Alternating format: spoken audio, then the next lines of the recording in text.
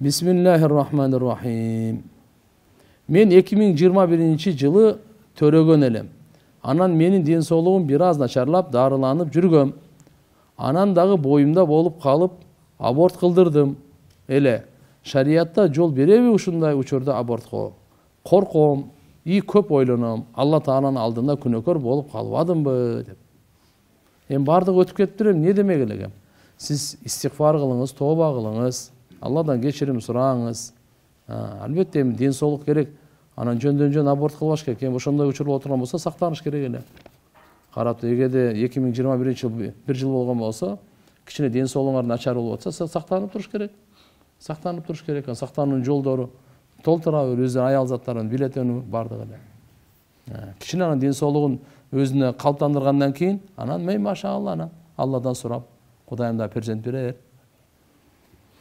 Азымы жөндөн аборт алдырбаш керек. Таксырлар, мындан караңыздар. Бул оюнчук эмес. Бул чоң күнөө нерсе болот. Бул кээ бир ана сейрек кездешкен ушундай абалдар болуп калат, аргасыз эненин ден соолугуна же баланын ден соолугуна байланыштуу. Ошондо дагы шарият айтат. Шашылбагыла чечим чыгараардан мурда. Алладан сурап, садака кылып, кан чыгарып, да башка нерселерин көрүп, дем салдырып, аракет кылыпчы. Таптакыр болбогондон кийин акыркы чечим да. Аялдар чачын боёсо болобу, бардыгы эле светке, анан дара төтөбү. Жакшы эмес. Азарганда эми жаштакай капкара, мен өткөн жакында эле бир ойну көрдүм, ал эркек экен. Мун жерин акыл болгон, мурда ушул чет мамлекеттерден көрчү элек, акын келип жугат экен да барбы. Ар жерден. Эми азыр ушул оранжевый кызылдарды көрө элекми Кыргызстанда? Ар фиолетовыйлерде чыгып калса керек да, я. Барбы уже? Аллаху акбар, астагфирулла. Бул болбойт таксыры. Бул батыштын канализациясы. Капа болбогула.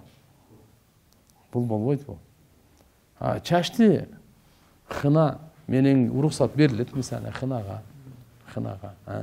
Эгерде кара боёктор мисалы жаш кыз болуп эле кичине чачына ак түшүп кеткен болсо, эми күйөөсүнө чырайлуу көрүнүш максатында мейли болот. Бирок анда дагы ошол краскадан суу өтө турган, жөнү кандай боёктун да түрү көбөйүп кетти, красканын түрү көбөйүп кетти. Шарият бирле эреже айтып коет жалпыбызга. Кайсы боёктон эгерде суу өтсө, ошол боёк менен боёсо болот. Бирок азыркында бул кайсыга айтылып атат? Хына, макул ушунда карага, азыркында жашыл көк ала, оранжевый да бир балакаттарга болбойт ал. Бардыкка болбойт да. Адам өлгөндө өлүктү 2 күн кармап, 3-чү күнү жерге берсе болобу? Себеби чет өлкөдө иштеп жүргөн балдары жетишип келип, акыркы сапарга узатуу зыйнатына катышып калуу максатта. Жакшы эмес. Азыр эле бүгүнкү сабакта айтканбыз. Тумма аматаху фа акбара. Куран айтат, тез коюш керек. Эми ал жактан 2 күндө келе, 3 күндө келе кармап отура берген болбой калды го. Анан билип коюңуз да, тирүүлөргө да bunun чоң пайдасы бар да. Тез көмгөндө. Geç gömseniz жүрөктөгү жара geç сакаят. Тез gömseniz тез сакаят. Bundan başka psikologik оорулар, аны көргөн сайын, эстеген сайын кыжалып болгондар өзүнчө. Булар өзүнчө буну кошпогондо. Анан жууганга келгенде оору жуга турган ал өзүнчө. Түнүктүбү? Эгерде кичине шишип кете турган болсо, угуп алыңыз, жаназа өтпөй калат. Денеси шишип, дагы бир жерлери тияк-бияк болуп кетсе, чатактак сырышыл. Тияктын күтө берип, дагы жакшы биз салкыныраак региондо жашайбыз го. Ошондо дагы шарият барыбызга бир такса тезирээк. 3 күнгө чейин тияктан эми ал келсе, бул келсин деп кармап отурган жакшы эмес. Биз Россияда жүрөбүз. Жашаган жерде белые ночи болуп, мечиттен алган график боюнча багымдат убагында күн чыгып, шам убагында күн бата элек болот. Ошол график менен окуй берсек болобу? Кайсы жерде бар 6 ай, түн 6 ай күндөр бар го? Ошол жердегилер 5 убакыт намазды кайсы эң жакын шаар 5 убакыт намаз убактысы бар, ошого карап туруп окуй берет. Түшүнүктүбү? Капкараңгы болсо деле, ал жерде 6 ай түндө пешим окуй берет, ал ошо саатты карап туруп элечи. Асырын окуй берет. Түшүндүңүзбү? Түн болуп турса делечи, сааты ал жерде 6 ай андай ошондой болот. Ошондой эле 6 ай күн болуп калганда, куптанда деле ошондой күн чыгып чакчайып турса деле, куптан кете берет, окуйла берет. Түшүндүңүзбү? Шам окула берет. Демек ушул жерде мисалы Бул аймакта 6 ай түн, 6 ай күн, ошо регионда да, ошо аймакта. Эми карап келебиз, жакын кайсы шаары бар? Буларга эң жакын шаар кайсы? Ошол жерде 6 ай түн, 6 ай күн жок да. Түшүндүңбү? Ал жерде алхамдулилля түн күн өз убагы менен эле болот дагы, эң жакыны. Ошонун графигин, саатын алабыз дагы. Макулбу? Ушуга карап амал кылсын дейт шарият. 19 жашымда турмушка чыгып 6 ай жашагандан кийин эле кайненем 3 айлык боюмда бар кезинде ажыраштырып алган. Жолдошум бошоттум деп айткан. Талак түшөбү ошондо? Жолдошуңардын ниетин карайт да. Эгерде бошоттум дегенде ниет талак боло турган болсо, талак түшөт. Эгерде ниетинде талак берүү болбосо, анда талак түшпөйт. Бирок тем более мына боюнда бар кезинде 6 айдын ичинде эле бул чечим өтө тез, шашма кабыл алынган кандай болгон чакта дагы, эгерде ошончолук ошол келин туура эмес, жаман болгондо дагы бул мөөнөт берип туруш керек болчу. Туура эмес кылышкан. Кандай болгондо дагы, кандай болгондо дагы акырын тарбиялап, жаштакай алып. 4 айлык кезимде турмушка чыгып, 4 айлык кезимде турмушка чыгып алгам, эми, ал эмне деген экен? 4 айлык боюнда барбы? Эми төрөлөт дегенде кызым чарчап калган. Кызымдын фамилиясы экинчи жолдошумда өтүп, жана жаназасында экинчи жолдошумдун фамилиясы менен окулган. Кененирээк жооп берип коюңузчу, бул жагы кандай болуп калган? Өзү аты аталган жаназадагы өтө маанилүү деле иштерден эмес. Жаназада ушуну айтат, караңыздар, эркекпи, аял, жашпы, чоңбу, ушуну айтылат бул. Бирок бизде кээ адат болуп калган, паланчанын кызы паланча, паланчанын баласы паланча деп туруп, анан кийин ошондон Куран түшөт, Куран жетет болсо башка жакка кетип калат деген ойлору бар да. Туура эмес. Бул ниет бардыгын түздөп коет.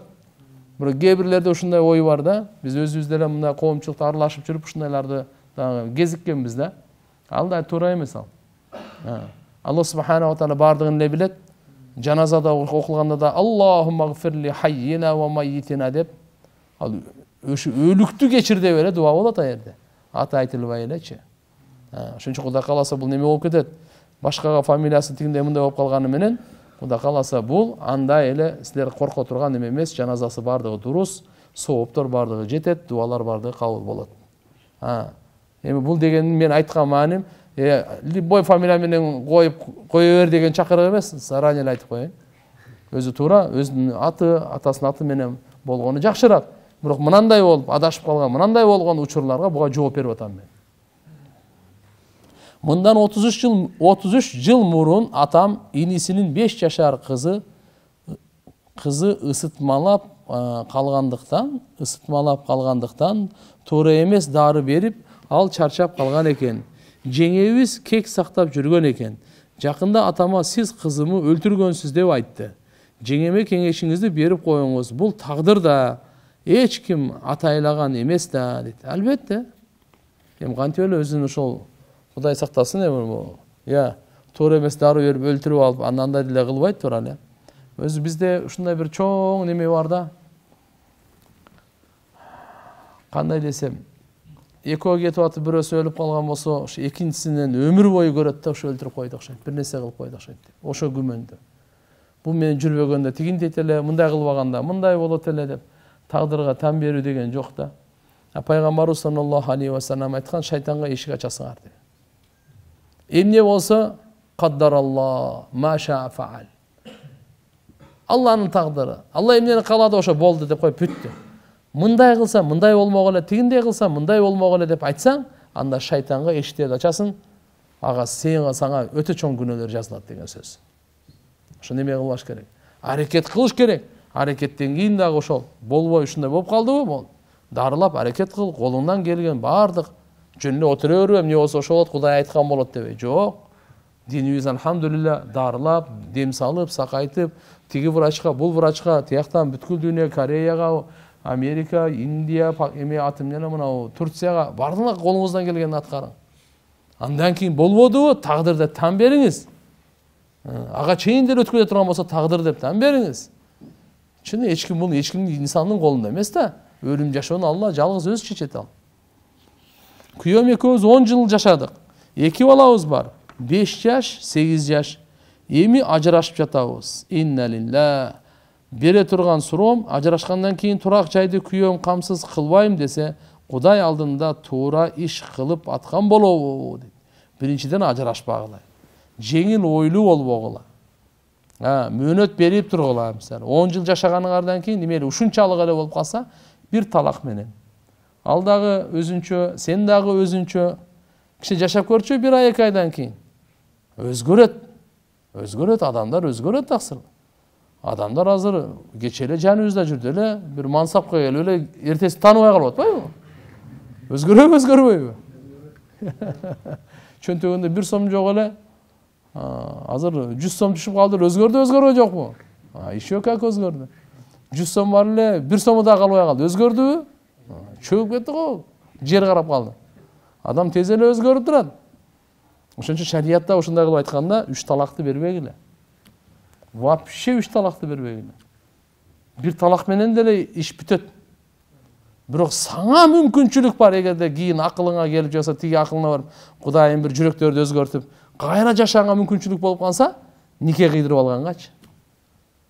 Ошон үчүн ошо 1 талак берсең, ошо менен деле бүттү. Зачем 3 талак берип азыр? Шайтан 3 талак бер детет да сразу эле. Андан көп да кайтарат. Ошон үчүн бир, экинчиси турак жай маселесинде. Эгерде Кудай сактасын, анын бетине ары кылсаң 100 жолу. Ушундай ажырашканга келип кала турган болсоңор, үй кимдики? Эгерде экөөңөр чогуу тапкан болсоңор, бөлүнүш керек. Эгерде күйөөңөрдүн эле ошол эле үйү боло турган болсо, анда талашкан акылсыздык. Аныкы ал.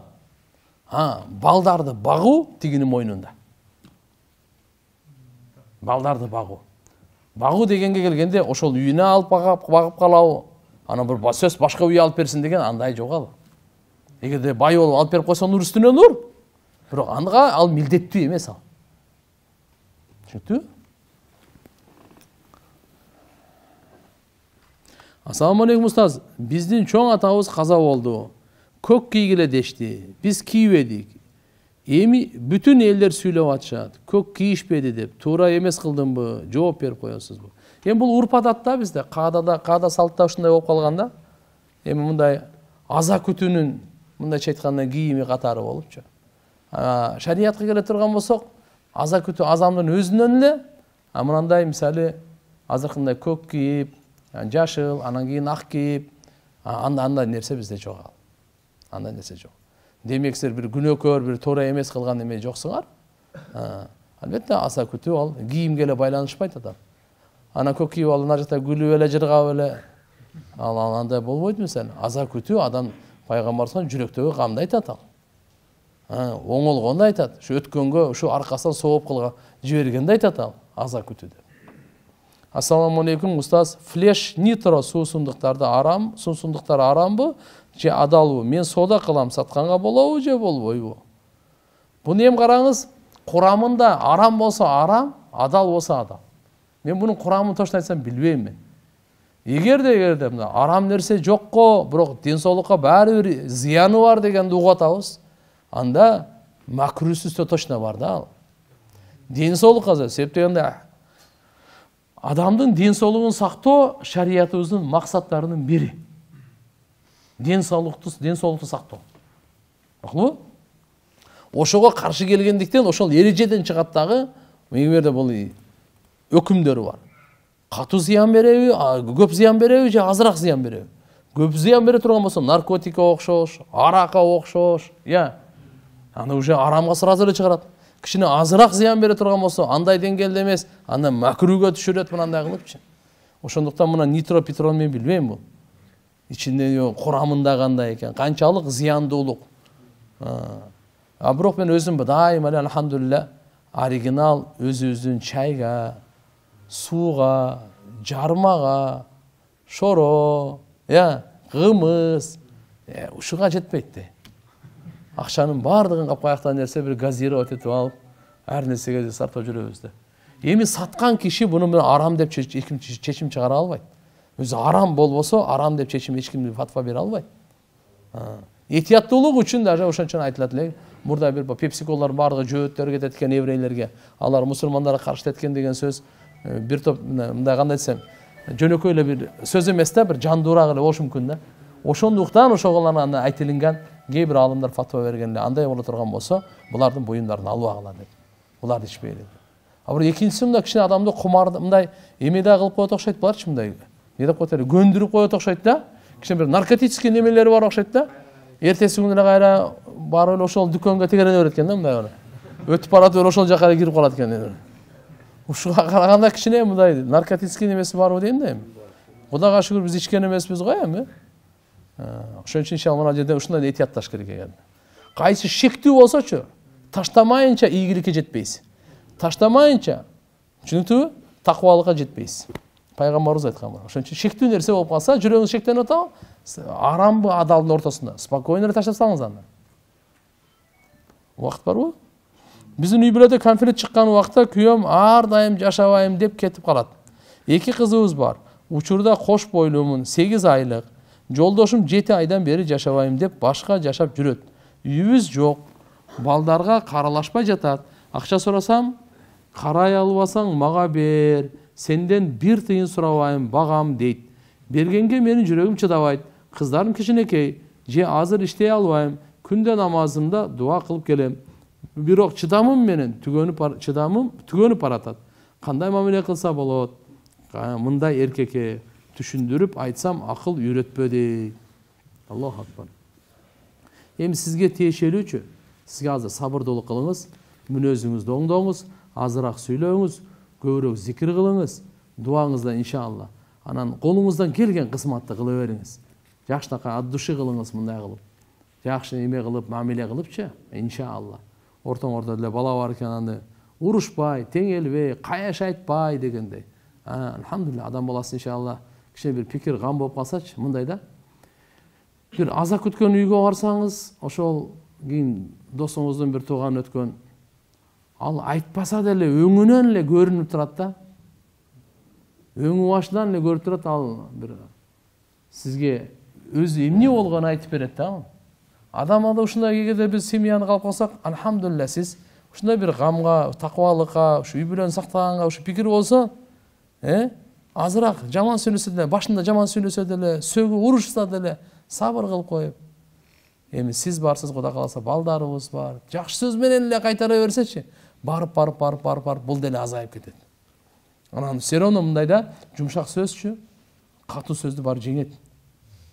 Ушуга бир жерге аалымдарыбыз айтат да, мисал келтирипчи, мына жамгырдын тамчысы бар го, өзү жумшак. Бирок тынымсыз болгондуктан катыган ташты да оюп коет да. Кудум ушундай да кээде жумшак сөз тынымсыз эле болуп турсачы, катыган жүрөктү жөн эле оюп коет. Ошон үчүн үй бүлөдөгү азыр мына кетем аналарын жөндөн жөн чыкпайт. Бул каяш айтып сөзсүз. Үйүн эки тараптан чат да.